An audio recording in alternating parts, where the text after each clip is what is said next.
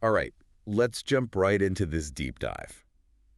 Chicago Battle Rap's on the menu today, and we're going straight to the source, the Smoke Room Battle League on YouTube. Yeah, the smoke. We've got HardBody Vega Mm-hmm. versus Young Barz, 1 round, no punches pulled. This one's a classic, and I think it really highlights, what makes battle rap so compelling. Yeah, and I was hooked right from the first lines. Yeah, right off the bat. Vega comes out swinging.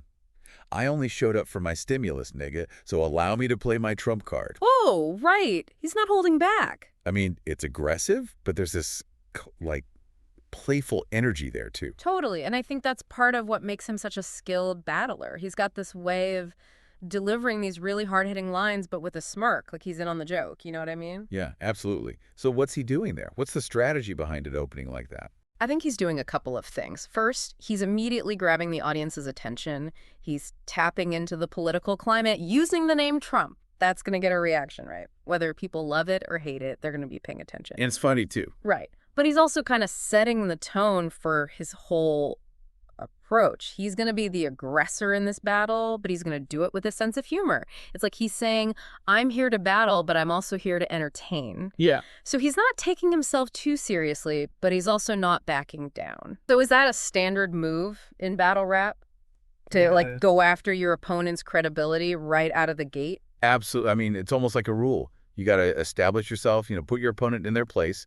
And one of the most effective ways to do that is to question their relevance, especially in a scene like battle rap, where age and experience are so highly valued, right? Is washed up, basically. Basically, yeah. He's saying, you're past your prime, old man. You're not on my level. He even goes after Barz's name. How the fuck is your name young? You've been rapping for 10 years. 10 years ago, you weren't even young then. Boom. And that's a great example of what I was saying. He's using Barz's own persona against him. He's pointing out a potential contradiction. Yeah. He's like, you're trying to present yourself as this young, hungry up-and-comer, but your history doesn't really add up. That's good. So they're both kind of establishing their roles in this battle, their personas. But even mentioning a battle where Barz lost to a Gage. Oh, wow. This feels like he's maybe crossing a line. Yeah, it's definitely risky. And that's what makes battle rap so unpredictable, right? There are no real rules when it comes to what you can and can't say. So how far is too far? Well, it depends on the context, the relationship between the rappers, the overall vibe of the event. I mean, you can get away with a lot in battle rap if you do it with a sense of humor. But if you go too far, if it feels mean-spirited or like you're just trying to hurt your opponent, it can backfire. It might lose the crowd's respect. Yeah. In this case, I think Vega is walking a tightrope. He's trying to push Barz's buttons, but he's also doing it in a way that's entertaining. He's not just being cruel, he's still playing the game. Right. And the crowd seems to be into it, so I think he's getting away with it. Yeah, and he keeps going. He takes a shot at Barz's style, saying he needs to survive the era of switches.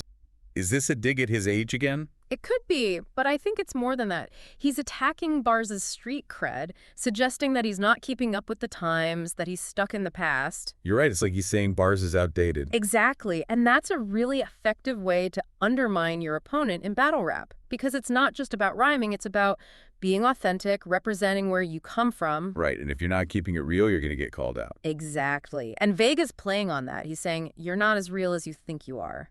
And the crowd, they're eating it up. Yeah, I mean, you could hear them reacting to every line. Right. They're like the judges, So what's their role in all of this? Are they just there for the show, or do they actually influence the outcome of the battle? Oh, they definitely influence the outcome.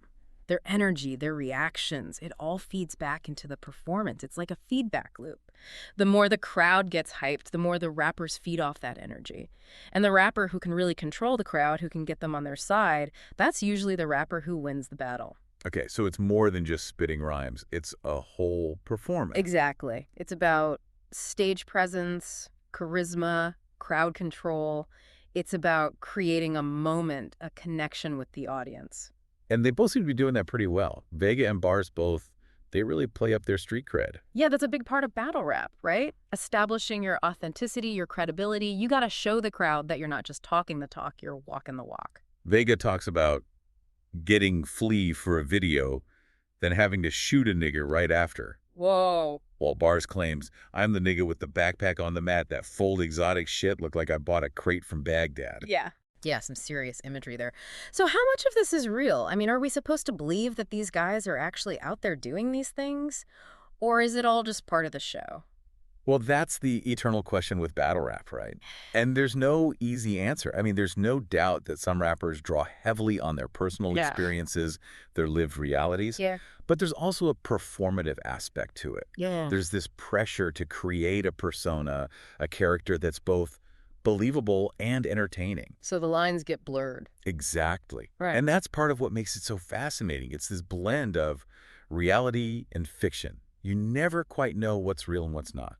Right, and I guess that's part of the appeal, right? The mystery, the danger. It's a glimpse into a world that most people wouldn't otherwise have access to. Yeah, absolutely. But it's important to remember that it's still a performance. We shouldn't take everything we hear literally. Got it. You know, there's always that element of exaggeration of storytelling.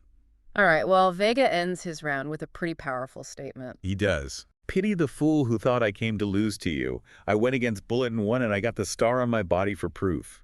He's not just talking, he's showing. That's a mic drop moment for sure. Yeah. And that's what makes Vega so good. He knows how to end a round strong. He's leaving the audience with a powerful image, a tangible reminder of his authenticity. Now, whether that scar is directly related to the event he's describing, who knows? But that's not really the point. The point is, he's made a statement. He's established his dominance. And now it's Barz's turn to try to top it.